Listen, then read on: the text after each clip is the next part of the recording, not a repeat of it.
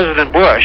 And that world order is only going to be enhanced if this newly activated peacekeeping function of the United Nations proves to be effective. That is the only way the New World Order will be enhanced. Not only the New World Order we see, what is at stake is more than one small country. It is a big idea, a New World Order. Mr. Benson gave a talk entitled Vietnam, Victory or Surrender during the BYU devotional. He warned that those who established the United Nations were seeking to destroy the Constitution, that they were seeking to bring us under the umbrella of a one world government. You really think George Bush is trying to do this? George Bush comes out himself and talks about establishing the New World Order. We have a real chance at this New World Order, an order in which a credible United Nations can use its peacekeeping role to fulfill the promise and vision of the UN's founders. Well, what is the New World Order?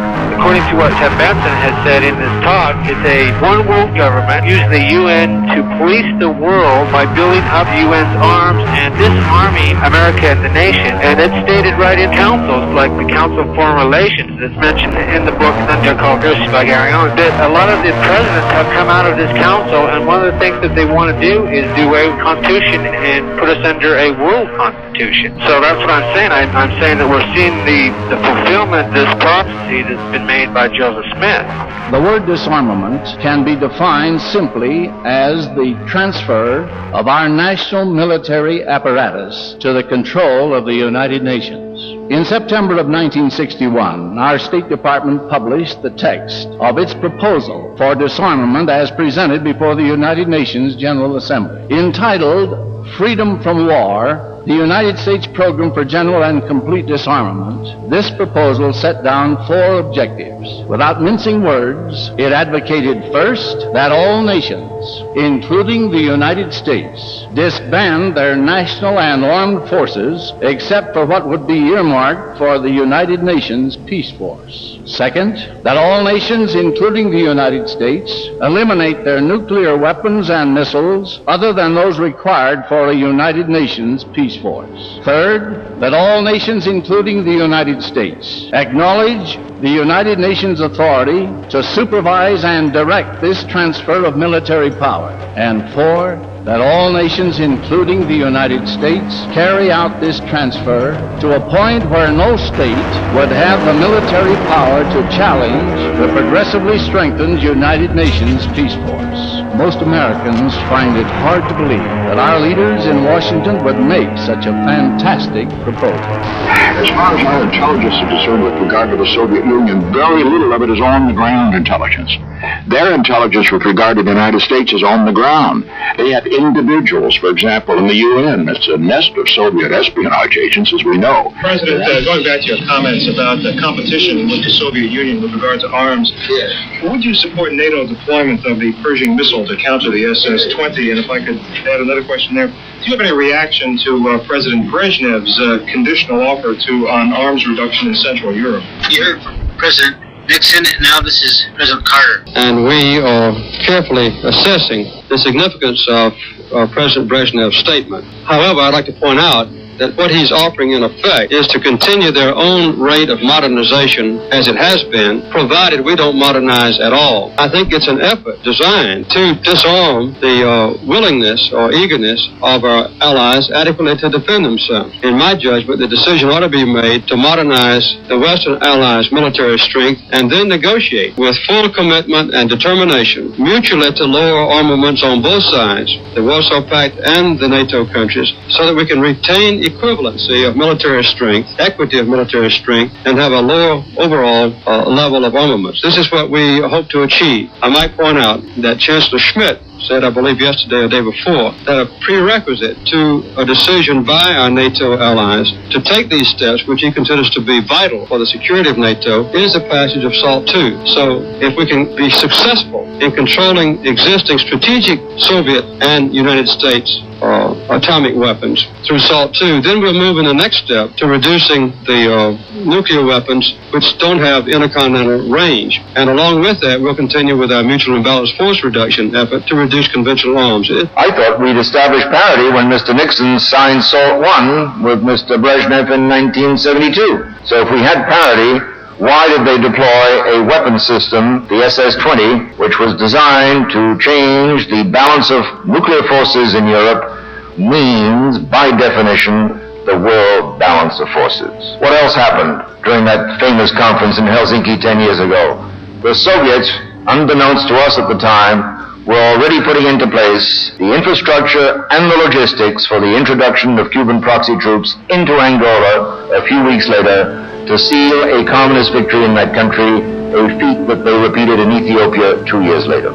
I covered the first Spirit of Geneva back in 1955, when Khrushchev and Bulganin got together with President Eisenhower, and the French and the Brits were also there. What happened a year later? The Soviet invasion of Hungary. In 1961, I covered the summit meeting between Mr. Kennedy and Mr. Brezhnev. 2 months later, they built the Berlin Wall.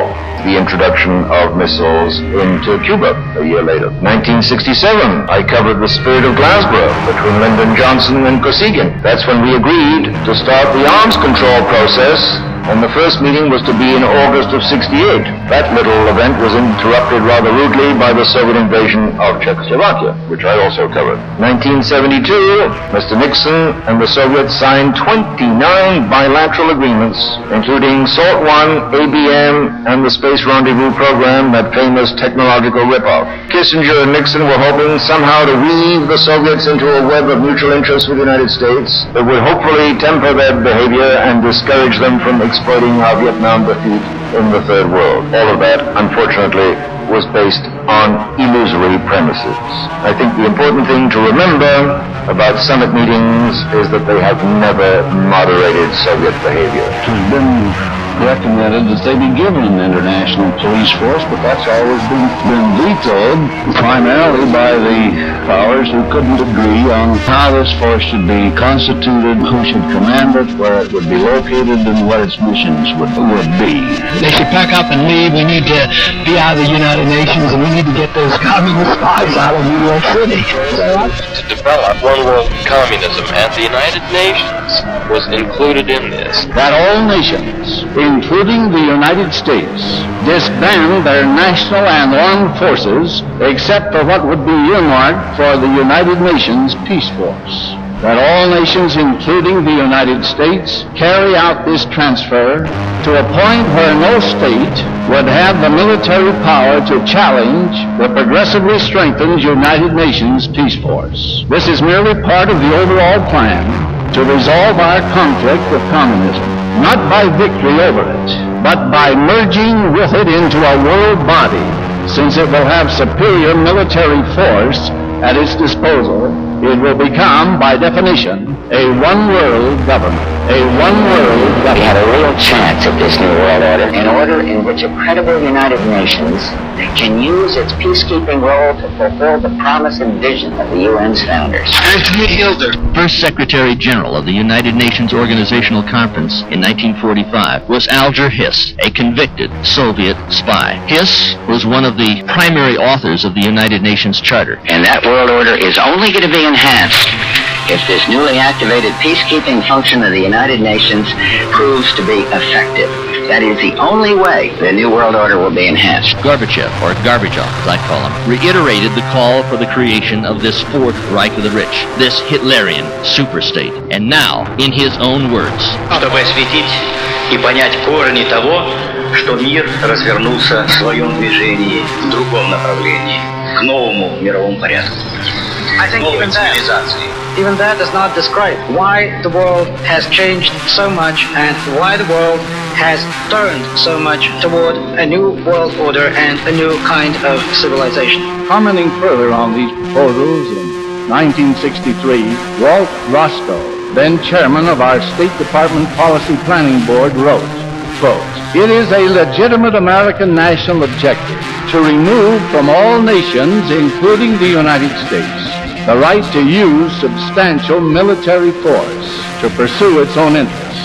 Since this residual right is the root of national sovereignty and the basis for the existence of an international arena of power, it is therefore an American interest to see an end to nationhood as it has been historically defined, unquote. This is the communist plan to destroy this nation as an independent, freedom-loving power.